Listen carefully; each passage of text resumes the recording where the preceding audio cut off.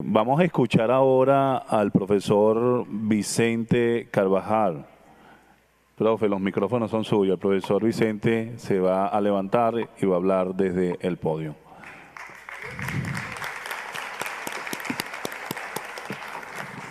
Bueno, muy buenos días. Gran honor estar aquí con ustedes. El saludo afectuoso de parte de nuestra ministra Yelixa Santaella, quien ha estado muy pendiente, nos acompañó en la instalación y de verdad está muy motivada de acompañar este gran proceso de lucha por la historia insurgente. Agradecer a los organizadores, a todos nuestros maestros y maestras, a mi maestro Pedro Calzadilla, que me hizo esta invitación de manera especial a propósito de un ensayo, un trabajo que desarrollé sobre algo que quiero compartir con ustedes, que es la historia desde la política. En primera instancia, reivindicar esta postura para la discusión, sobre todo como gran desafío. Traje 7 ideas para compartirlas y además unas propuestas en nombre de nuestra ministra Yelixa Santaella. La historia desde la política. La era bicentenaria desde los 3 periodos concebidos por nuestro comandante Chávez.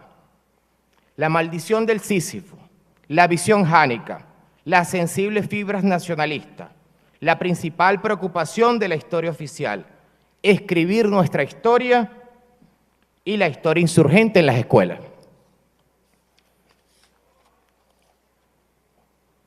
La historia desde la política es primero asumir que es el interés por la política el que me lleva indefectiblemente a sumergirme en la historia venezolana, latinoamericana, caribeña y mundial. Interpretando aquella frase que dice que la historia es la política de ayer y la política de hoy será la historia del mañana. Sostiene nuestro gran maestro latinoamericano, Norberto Galazo. La historia es, en realidad, la política del pasado y la política es la historia del presente. Hay una continuidad entre la historia y la política y no se puede hacer política correctamente si se desconoce de dónde venimos, quiénes fuimos y por qué llegamos a donde llegamos. Esta idea tan simple como correcta nos da una pauta para desarrollar este planteamiento que vengo a compartir con ustedes. Y quiero partir de esa visión del comandante Chávez, de lo que representa esta etapa de lucha desde la era bicentenaria. Cómo miraba el comandante Chávez esos 3 períodos que asumía el bicentenario del natalicio del Libertador en 1983 y el nacimiento de ese gran movimiento revolucionario venezolano. Cómo en esa etapa de 1983 al 2011, declaración de la independencia, miraba el comandante Chávez esa etapa, ese primer periodo de la era bicentenaria. Y cómo desde la declaración de la independencia y la batalla de Carabobo representaba ese segundo periodo epicentro de la independencia venezolana. Y hoy, 2022, la mirada al 2030. Una mirada en la cual se ubica grandes desafíos. Y uno de los grandes desafíos tiene que ver con nuestra historia venezolana, con nuestra historia latinoamericana, con la historia de los pueblos, con la historia de los oprimidos, con la historia de ese pueblo, de esa lucha silenciada por la clase dominante. Y ahí el comandante Chávez señaló, año 2000, tristemente la revolución de hace 200 años, a pesar de toda la carga histórica, a pesar de toda la carga moral, a pesar de toda la carga de luces, a pesar de toda la fortaleza que le imprimieron los pueblos de esta parte del mundo, a pesar de los grandes líderes que tuvo, a pesar de las grandes metas que se fijó, aquella revolución le cayó la maldición de Sísifo. Se refería a estas palabras a aquel personaje de la mitología griega, que había recibido como castigo por rebelarse contra los dioses. la obligación de empujar una enorme roca hacia la cima de una montaña. Y al final de la cuesta, cuando estaba a punto de culminar el titánico esfuerzo, la roca volvía a caerse. Es fácil deducir a qué se refería el comandante Chávez. El comandante Chávez, al decir a la revolución de principios del siglo XIX, le había caído la maldición de Sísifo. Aquella gesta monumental, comandada por Bolívar, había terminado casi en la nada, que teníamos la dramática tarea de volver a empezar. Y él señalaba una fórmula ante esa condición de lo que significaba la trágica lucha de historia desde esa maldición que decía él. Él decía, tengamos la visión jánica en esa misma intervención. Es una fórmula, tengamos la visión jánica para enfrentar y vencer la maldición de Sísifo. ¿Cómo enfrentar y derrotar el síndrome de 1830? Decía el comandante Chávez, se preguntaba. Y se contestaba a sí mismo, apelando esta vez a la mitología romana. Para enfrentar con éxitos el peligro, el síndrome o la maldición, tendremos que armarnos de una visión jánica. Se refería al dios Jano, aquel que teniendo dos caras podía mirar pasado y al mismo tiempo el futuro. Y precisaba, en todas partes seamos como Jano. No olvidemos ni perdamos de vista el proceso de dónde venimos y no perdamos de vista hacia dónde vamos. Es el contexto que tenemos hoy en una ruta, en una mirada, en una era bicentenaria, en un ciclo histórico y cómo lo visualizamos y el impacto de lo que significa reivindicar esta historia grande de nuestros pueblos. Con emotivas palabras el presidente comandante Chávez se dirigió a la multitud diciendo: luchemos sin descanso para lograrlo. Solo así podremos ser los constructores de la nueva historia. Solo así podremos pararnos,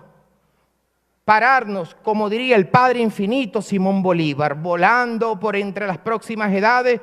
Solo así me atrevo a imaginarme que volemos todos por entre las próximas edades. Y deteniéndonos en el 2050, por decirlo menos, deteniéndonos allí por un instante, y mirando los 50 años precedentes, del 2000 al 2050, solo así pudiéramos decir, logrando todo esto, hemos vencido el síndrome de 1830. Y eso repercute en una confrontación histórica, teórica, política, en una confrontación política de la historia, que es una línea que he colocado, las sensibles fibras nacionalistas. ¿Qué significado tiene para los latinoamericanos caribeños el hecho de estar atravesando un periodo donde se celebran o conmemoran 200 años de diferentes hitos en torno a las declaraciones de independencia de nuestros países? Esas fechas entonces generan condiciones para incentivar la toma de conciencia. Son momentos en que los pueblos pueden estar más dispuestos a reflexionar, como lo están haciendo ustedes hoy, como lo vienen desarrollando ustedes, como fuerza moral, cultural, fuerza política de la educación, fuerza política de la lucha histórica. Dice, reflexiono y digo, son instantes donde pueden aflorar ciertas preguntas. Tales como, por ejemplo, ¿quiénes fuimos y quiénes somos? ¿Por qué luchamos? ¿Quiénes fueron nuestros verdaderos héroes y heroínas? Pregunta que ustedes vienen reflexionando desde los territorios. ¿Ganamos o perdimos? ¿Cómo llegamos hasta aquí? ¿Y qué será de ahora en adelante? Y esto es así porque son fechas, y voy a hacer mención a un informe que desarrolló el Instituto Elcano de España, referido a la celebración, a la conmemoración de la era bicentenaria en América Latina. El académico argentino-español Carlos Malamud, investigador principal del Real Instituto Elcano, señala las sensibles fibras nacionalistas o de identidad latinoamericana. El académico sostiene: La emergencia del populismo y la fuerte presencia del nacionalismo en la región, asociado a las conmemoraciones de los bicentenarios de la independencia, ¿sabe lo que dice? Suponen una serie de riesgos para España.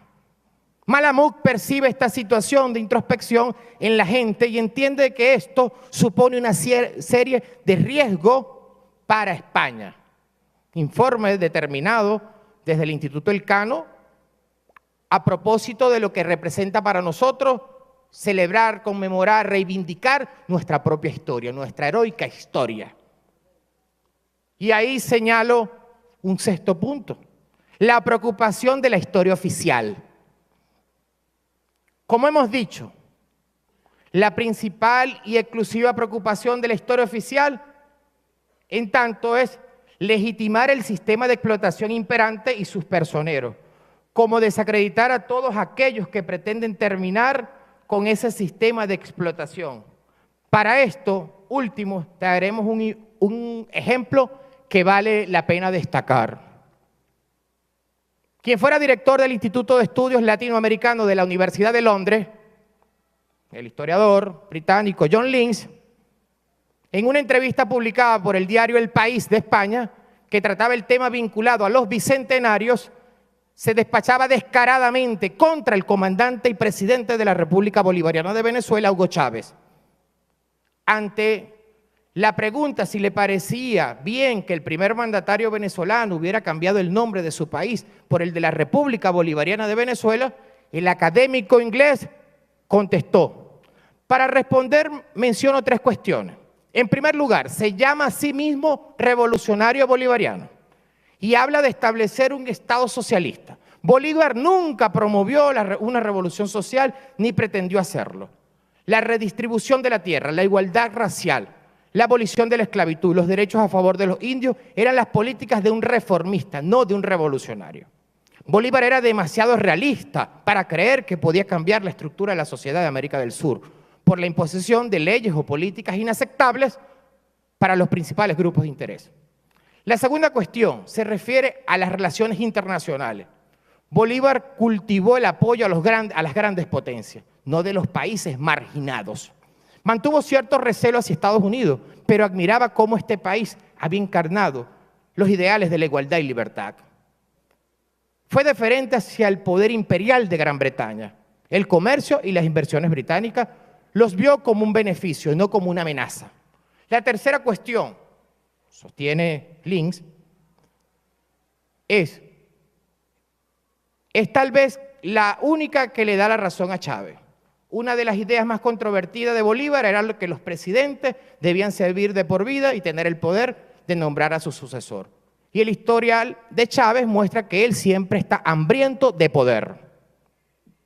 Observemos qué conclusiones quiere Lynch que arribemos. Primero, que Bolívar era un reformista, nunca un revolucionario. Que el Libertador era una persona pragmática y conformista, que era dócil ante los intereses de las grandes potencias y admirador del sistema estadounidense. Al igual que Chávez, era partidario de un gobierno fuerte, autoritario, dictatorial. La argumentación del profesor británico en un modelo del mensaje histórico-político que pretendió y pretende imponer el imperialismo en el debate bicentenario. La intención del imperialismo es que las conclusiones políticas a las que lleguemos sean precisamente aquellas de contrasentido a la dirección trazada por la primera ofensiva independentista y unionista. Antes que Lynch, otro inglés había dado una brillante clase de lo que es la historia oficial. Me refiero a Sir Winston Churchill, cuando de manera irónica señaló: la historia será generosa conmigo, puesto que tengo la intención de escribirla. Es un descaro, es el descaro del imperialismo, es el descaro de una política sobre la historia. Y un séptimo punto tiene que ver con escribir nuestra historia. El 20 de noviembre del 2018, Día Nacional de la Historia Insurgente, decretado por nuestro presidente Nicolás Maduro, y de los derechos soberanos del pueblo de Venezuela, en esa oportunidad vale la pena destacar y envío un saludo a dos grandes maestros que recibieron ese día Premio Nacional de Historia, mi maestro Luis Peñalver Bermúdez y mi maestro Argenis Méndez Echenique. Vaya desde aquí el saludo, ha estado muy pendiente de compartir aquí de lo que estamos desarrollando. Hay que reescribir, señaló el presidente Nicolás Maduro. 20 de noviembre, mi hermano y maestro Alejandro López, 20 de noviembre del 2018. Presidente Nicolás Maduro. Hay que reescribir y reenseñar la historia a todo nivel. En la escuela, en el liceo, en las universidades, en los cuarteles, en la fábrica. Hay que descolonizar la historia y contar la historia verdadera de rebeldía, de coraje, de personalidad firme e independentista de un pueblo que ha luchado 500 años o más por su dignidad, por su igualdad, por su felicidad a la cual tiene derecho. Se trata, reflexionamos, se trata de revisarlo todo, de cuestionar todo aquello que nos han contado antes hasta el momento, tamizando el relato como una implacable crítica, tratando de entender el porqué de cada afirmación que figura en el relato oficial, indagando sobre las intenciones de cada uno de los historiadores, complaciente con las clases dominantes, buscando la verdad en cada hecho y asumiendo un juicio de valor ante cada una de las verdades que nos revela la búsqueda. En pleno siglo XXI, ya transitando la segunda década y llegando a la última etapa de la era bicentenaria planteada por el comandante Chávez, podemos afirmar que es imprescindible presentar a la brevedad y de manera estructurada una historia de los pueblos de América Latina y caribeños, que se acerque lo más posible a la verdad, una historia americana que abarque todo el periodo de tiempo que va desde que el ser humano se instaló en nuestra región hasta nuestros días. Por supuesto que esto necesariamente incluye la relación de nuestro proceso histórico con los procesos de otras regiones del planeta. Pero siempre el centro, el tronco, debe ser latinoamericano y caribeño. Si las oligarquías poseen su propia línea histórica, con categoría tenemos que afirmar, las masas populares también tendrán que confeccionar y adueñar de su propia línea histórica, estudiando en el pasado los movimientos, sucesos, hechos, hombres, mujeres, que los presentan. Para tal elaboración debemos poner como requisito la búsqueda de la verdad, ya que esa será la base material desde donde se construirá la auténtica historia del pueblo, de todo el pueblo. Así aparece con claridad la historia como política, la historia como herramienta generadora de conciencia y orientadora del presente como proveedora de poder. Y unas propuestas para la historia insurgente de parte de nuestra ministra de Educación, Yalixa Santaella, de parte de este equipo de trabajo que hoy vinieron también, nuestra directora nacional de currículo del Ministerio de Educación, agradecida por estar aquí, porque hoy nosotros vinimos también a ponernos a la orden nuestra Dirección Nacional de Currículo, nuestra Dirección Nacional de Formación, que también se encuentra, nuestra Dirección Nacional de Recursos para el Aprendizaje, nuestra Dirección de Registro y Control Nacional. ¿Y por qué señalo y por qué están invitados hoy? Por las propuestas que vinimos a hacer. El debate mundial de la educación, recientemente nos encontramos o fuimos a la Cumbre Mundial de la Educación en las Naciones Unidas. Pasamos por una ruta de precumbres para la región en Buenos Aires, para el encuentro preparatorio en París y en Nueva York. Venezuela llevó la voz de la dignidad, la voz firme de un pueblo en resistencia, bloqueado, un pueblo en resistencia que tiene un contexto de adversidades, pero que con una energía vital desde su liderazgo de nuestro presidente Nicolás Maduro, que hoy está reivindicando la historia. Si decimos que la política de hoy es la historia, el presidente Nicolás Maduro está reivindicando la historia de los pueblos, la historia verdadera, esa historia del cual nos sentimos orgullosos de nuestro presidente. Y en esa idea, nosotros desde el Ministerio de Educación, nuestra ministra ha creado el Observatorio de la Calidad Educativa Venezolana. El Observatorio de la Calidad Educativa Venezolana, en primera instancia, es una herramienta para llevar la verdad de Venezuela en materia educativa en el mundo. Los últimos tiempos, los indicadores que desarrollan los organismos multilaterales a nivel internacional son los indicadores de los partidos políticos de derecha venezolana. Son ONG que van a 5 escuelas y dicen que esa es la realidad de la educación venezolana. Nosotros hemos señalado que es una herramienta de convocatoria, de participación y de consulta. Nosotros en la creación tuvimos representantes de las universidades privadas, tuvimos las organizaciones internacionales, tuvimos los representantes de los colegios privados, tuvimos las universidades públicas, ONG. Es la invitación que hemos hecho a todos los sectores, porque nosotros estamos enmarcados y Venezuela vuelve al laboratorio latinoamericano de la calidad educativa. De 18 países que la conforman en la región, a nivel de la UNESCO, Venezuela vuelve a participar y ya tenemos una ruta internacional. La evaluación será en el año 2025. Esa evaluación de la calidad educativa, nosotros hemos señalado que construimos ya una herramienta que no va a ser aérea, una herramienta que tiene que estar en cada escuela. La visión de cómo forjar, apelando a esa idea de la investigación de nuestro gran maestro Luis Bigog, esa investigación desde la escuela, ese investigador desde la agitación, esa investigación desde la transformación.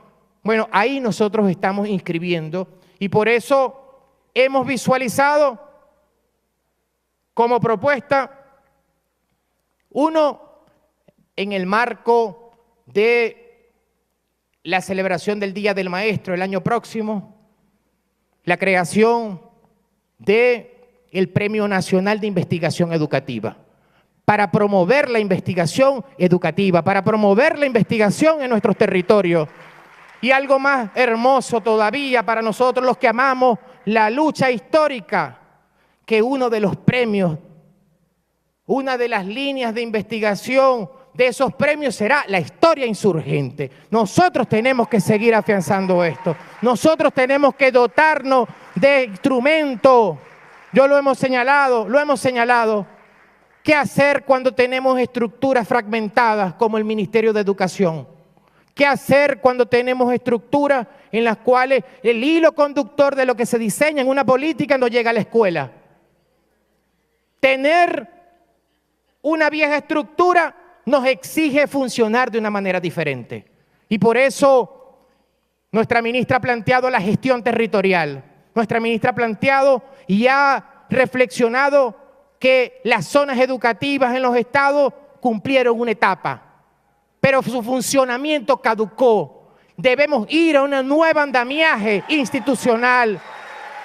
Nosotros tenemos que ir a un nuevo andamiaje que nos permita conectarnos y por eso surge un sistema integrado. Y propongo también organizar con nuestro hermano Alejandro, con nuestro maestro Luis Pellicer, Alexander Torre, coordinar la REG, el Centro de Estudios Simón Bolívar, con el sistema integrado de monitoreo de indicadores del Ministerio de Educación. La ministra ha creado un sistema que conecte tecnológicamente la política ministerial con cada director del país. Estamos en una etapa de la educación que nosotros lo hemos visualizado en dos grandes dimensiones. Una que corresponde a nuestras raíces, el patrimonio histórico pedagógico, lo hemos señalado. Y otra que corresponde a este tiempo, la era tecnológica. cómo conectar nuestro patrimonio histórico-pedagógico, vale la pena destacar, con todo un acumulado del pensamiento político-educativo con lo que se está forjando hoy en cada uno de los territorios. Nosotros venimos hoy a decir que está a la orden los 481 centros de investigación y formación del Ministerio de Educación para fortalecer la historia insurgente, para luchar junto a ustedes, para acompañarlos en esa batalla, para señalar que tenemos que ir sistematizando, que tenemos que dar una batalla conjunta. Mi amiga, ya cerrando, me indica Alexander Torres, nuestra hermana latinoamericana, lo que sostenía el maestro Jorge Abelardo Ramos cuando hablaba del subdesarrollo.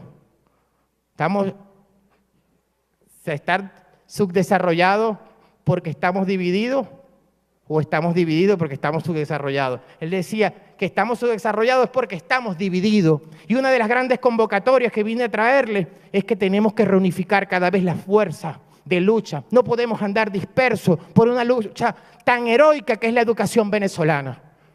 Nosotros tenemos que convocarnos todos los sectores y por eso la convocatoria que ha hecho nuestra ministra, tenemos que recobrar algo. La rectoría de la política educativa. Tenemos que recobrar algo. Esa rectoría para hacer grandes desafíos. En otra ocasión hablaremos con más profundidad sobre la gestión curricular. Nosotros hemos desarrollado, y nuestro profesor Alexander Torres y nuestro profesor Alejandro López han participado en las mesas de historia para promover énfasis curriculares desde una visión del continuo humano, donde podamos, ya no puede ser que vamos a hablar de formación para la soberanía para cuarto y quinto año. La identidad tenemos que promoverla desde la educación inicial. La lucha histórica, la raíz hay que trabajarla como continuo humano. Y algo básico, mis queridos compatriotas, mis queridos hermanos, mis queridos maestros, volquemos la mirada, promovamos una nueva lógica del debate educativo venezolano. Diariamente recibimos artículos a favor, en contra, más en contra que a favor, en todas las páginas, profesora Judith, diariamente. Y se queda en un cuestionamiento o una propuesta desde la universidad tradicional venezolana. Nosotros hemos señalado que tenemos que forjar y promover el debate porque avanzamos en el concepto de la educación politécnica territorial en Venezuela. Importante logro de la revolución. Pero hoy más que nunca tenemos que conectar y tener una visión sistémica de la educación y no andar disperso como cuando vamos a un estado y la zona educativa no tiene que ver nada con los rectores, ni con los decanos, ni con los coordinadores de las universidades. Por eso nosotros hemos invitado a participar en un debate sobre la educación básica territorial y la escuela como epicentro de acción y desarrollo social. Cierro con la pasión y sobre todo haciendo honor al gran poeta Pablo Milanés. En honor a Pablo Milanés, solo un pequeño fragmento, poeta. Lo que brilla con luz propia nadie lo puede apagar. Su brillo puede alcanzar la oscuridad de otras costas. La luz del pueblo latinoamericano, la luz de la historia insurgente. Muchísimas gracias, queridos compatriotas.